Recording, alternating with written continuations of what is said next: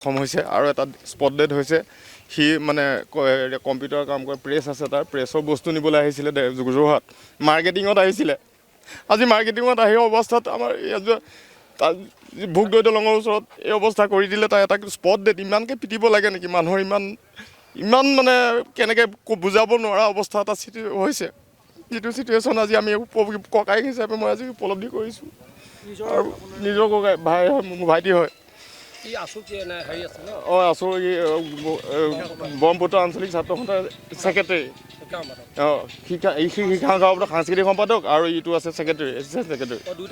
দুইটা আছো। এই প্ৰতিদিন সাংবাদিকো কৰি আছে, সাংবাদিকতা। মৃদুস্মন্ত বৰুৱা হয়। ভাইটি সি হেৰিয়াত কম্পিউটাৰ হেৰি আছে, তাত প্ৰেছ আছে, তাতে প্ৰেছ। তাৰ এতিয়া 30+ হৈছে। যোৰহাট প্ৰশাসনক এটাই বিচাৰ কৰোঁ, আমিনো কি কৰিম এতিয়া? মৰাটো মৰিয়ে গ'ল। যদি সুস্থিৰ বিচাৰ এটা কৰি পেলাই আমাক ন্যায় দিয়ে, তেতিয়া আমি বিৰাট সন্তুষ্টি পাম।